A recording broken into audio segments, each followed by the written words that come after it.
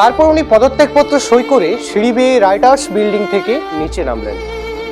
কারোর সঙ্গে কোনো কথা না বলেই বাইরে দাঁড়িয়ে থাকা সাদা অ্যাম্বাসাডারে চেপে চুপ করে বেরিয়ে পড়লেন পরের গন্তব্যের উদ্দেশ্যে।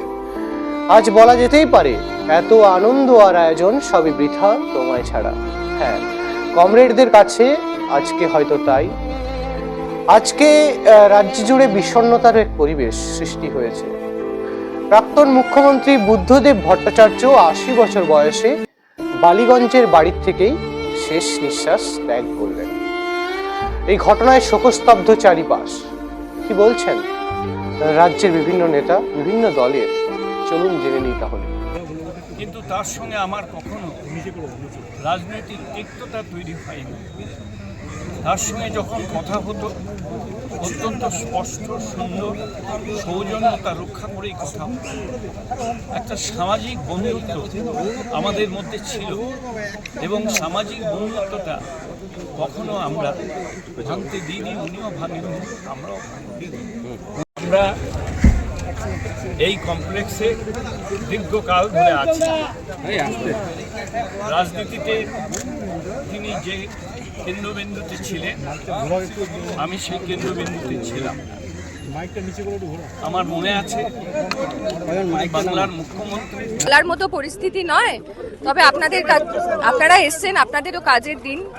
আমার কাছে এটা একটা পার্সোনাল লস এবং পশ্চিমবঙ্গের রাজনীতিতে যে সততার রাজনীতির দৃষ্টান্ত বুদ্ধবাবু এবং আমি বুদ্ধ মামা বলতাম, বুদ্ধ মামা এবং তার সতীর্থরা তৈরি করে গেছেন। একজন করে চলে যাওয়া মানে সেই ইতিহাসটাও যেন কোথাও একটা মুছে দেওয়ার চেষ্টা হবে, সেটা যেন না হয়। সেই সততার রাজনীতি, স্বচ্ছতার রাজনীতি, রাজনীতি মানেই চুরি নয়, রাজনীতি মানেই অস্বচ্ছতা নয়। এই জেনারেশন এটা প্রমাণ করে দিয়ে গেছেন, বুদ্ধবাবু নিজে এটা প্রমাণ করে দিয়ে গেছেন। সেই কথাটা যদি আমরা মনে রাখি, সেই দৃষ্টান্ত যদি আমরা অনুসরণ করি, আমার মনে হয় সেটাই আমাদের সবার জন্য সঠিক শ্রদ্ধার্ঘ হবে। আমাদের বডি নিয়ে যেতে হবে, রাখতে হবে। কাল সকাল 10:30টায় আমাদের আলিমুদ্দিন স্ট্রিটে বডি থাকবে। যে কেউ সেখানে যেতে পারবেন, শ্রদ্ধা জানাতে পারবেন। এবং তারপরে আমরা বডি যেহেতু ডোনেট করা আছে, সেই বডিটা ডোনেশন করে আমাদের কালকে এই প্রোগ্রাম, কারণ অনেকে বাইরে থেকে আসবেন, রাজ্যের বাইরে থেকে, দিল্লি থেকে ইত্যাদি। সেই জন্য আজকে আমরা বডিটা রেখে দিচ্ছি। এই হচ্ছে ব্যাপার। অনেক মানুষের সঙ্গে আজকে আমিও শোকস্তব্ধ। বুদ্ধদেব ভট্টাচার্যের এই প্রয়াণ নিঃসন্দেহে আমাদের কাছে একটা বড় দুঃসংবাদ। রাজনৈতিক মতপার্থক্য ছিল, রাজনৈতিক মতপার্থক্য থাকা সত্ত্বেও এ কথা অস্বীকার করবার কোনো অবস্থা নেই। বুদ্ধদেব ভট্টাচার্য তার নিজের দলের সীমার মধ্যে থেকে একটা অসীমের সন্ধান করার চেষ্টা করেছে। তার সময় পশ্চিমবঙ্গের মাটিতে একটা শিল্প সম্ভাবনা তৈরি হয়েছিল। তার রাজনৈতিক স্বচ্ছতা, তার অর্থনৈতিক সততা, তার অনাড়ম্বর জীবনযাপন যে কোনো রাজনৈতিক কর্মীর কাছে একটা দৃষ্টান্ত হয়ে থাকবে। তার শোকসন্তপ্ত পরিবার প্রতি আমরা সমবেদনা জানাচ্ছি, তার আত্মার সদ্গতি কামনা করছি।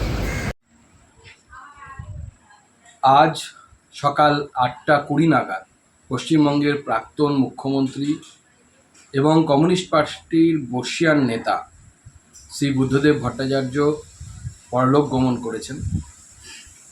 এই দুঃখের সংবাদে আমরা অত্যন্ত মর্মাহত।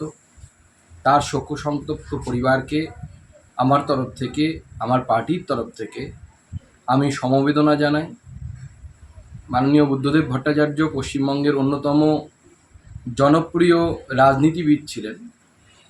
মতাদর্শগতভাবে ভিন্ন মেরুর লোক হলেও ব্যক্তিগতভাবে ওনাকে আমি অত্যন্ত সম্মান করতাম। তার ঈশ্বরের কাছে প্রার্থনা করি তার আত্মার সদ্গতি হোক এবং তার পরিবারকে এই দুঃখের সময়ে, এই কষ্টের সময়ে ঈশ্বর যেন শক্তি প্রদান করে এবং পরিবারের প্রতি আমি আবার আমার সমবেদনা জানাই।